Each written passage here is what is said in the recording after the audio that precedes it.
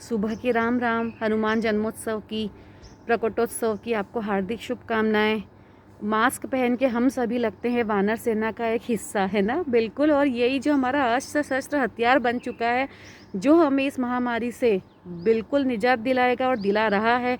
काफ़ी जगहों पे कोरोना के केस अब आने कम हो गए हैं, बहुत जल्दी हम इससे ऊपर आ जाएंगे।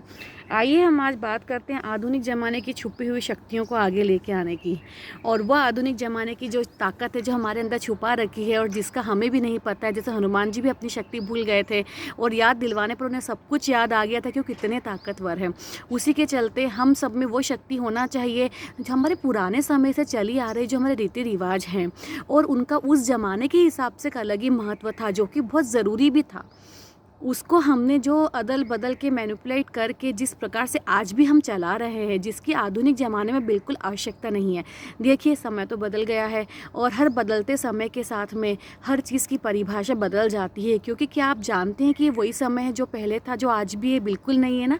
पहले किस प्रकार से हम आटा हाथ से ही बनाते थे, गेहूँ पीसते थे, और कितने सारे काम है जो हम पहले खुद अपने हाथों से किया करते थे। समय आगे बढ़ता चला गया, हमारी व्यस्तता बढ़ती चली गई, हमारा दिमाग और हमारा जो शारीरिक श्रम कहीं और जाने लगा, तो हमने अपने लिए मशीनें बना ली और ज़िंदगी को उस तरह से सरल कर लिया। क्या हम ऐसा करते हैं कि पुराने समय में हमारे रीति रिवाज जो थे कि पनघट पे जाके पानी हम मटके से ही लेकर आएंगे, उसी को माँच करें? नहीं करते हैं। यानी कि हमारे अंदर बदलने की शक्ति तो है, लेकिन कहीं तो भी आज भी हमारे दिल और दिमाग पे अंधविश्वास का साया आज भी मंडरा रहा है। उस शक्ति को बदलने की ताकत हम सबको बाहर लेकर आनी है। मैं आपको एक किस्सा सुनाती हूँ।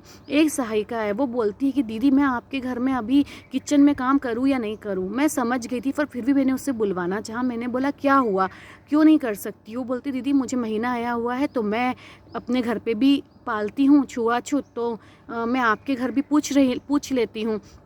मैंने बोला, अच्छा, तुम 3 दिनों के लिए अपने आप को खुद को अछूत मान लेती हो? और बोलती, नहीं दीदी, ये तो सालों से ही चला आ रहा है। तो मैंने कहा, सालों से चला आ रहा है तो तुम उसको बदल भी तो सकती हो। तुम्हारे घर में कोई और बड़ा तो रहता नहीं है, तुम अपने बच्चों के साथ रहती हो, तुम्हारे पति भी काम पे चले जाते हैं, तो तुम ऐसी स्थिति में और तकलीफ़ें बढ़ा रही हो ये सब करके।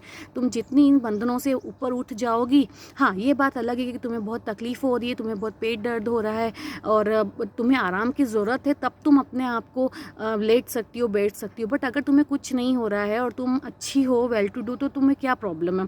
मैंने कहा, मैं अपनी इस ताकत का उपयोग ज़रूर करती रहूँगी और तुम मेरे घर में कहीं भी हाथ लगा सकती हो, छू सकती हो, क्योंकि तुम मेरे लिए अछूत कभी नहीं हो सकती हो। तुम्हारा मातृत्व बनने का जो गुण तुम्हें प्रकृति ने दिया है, वो मैं कैसे उसे अछूत मान सकती हूँ? जी हाँ, पहले के ज़माने में ज़रूर ये होता था, क्योंकि पहले के ज़माने में सारे काम हाथ से, श्रम से किए जाते थे। उस स्थिति में स्त्रियों को जब इम्यूनिटी बहुत कम हो जाती है, इम्यूनिटी क्या होती है इस सब का पता हम सबको कोरोना काल में चल चुका है। तो इम्यूनिटी आपकी कम हो जाने की वजह से आपको घर की बड़ी महिलाएं अलग रहने को बोल दिया करती थी, और उस ज़माने में ना सैनिटरी नैपकिन उतने अच्छे से उपलब्ध थे ताकि आपको वो सुरक्षित रख सके, बचा सके आपके रक्तस्राव को। तो उस स्थिति में आपको अलग से बेड दे दिया जाता था, अलग से गादी दे के आपको अलग कर दिया जाता था, ताकि आप बहुत कंफर्ट जोन में रहें, सरल ज़िंदगी बिताएं। आपके पेट में जो इतना दर्द हो रहा है, क्योंकि शारीरिक श्रम जितना जितना करते जाते हैं, उसी प्रकार से हमारे इस दर्द में वृद्धि होती चली जाती है। तो वो समय बहुत अलग था, बहुत सोच समझ के, विज्ञान के साथ, बायोलॉजी के साथ बनाया गया था। लेकिन आप जानते हैं कि वो कुछ और सन थे, कुछ और युग थे, कुछ और हमारे वो थे। लेकिन आज की तारीख में आप देखेंगे काफ़ी कुछ सुविधाएं हमें उपलब्ध है, ना शारीरिक श्रम उस प्रकार से रह गया है।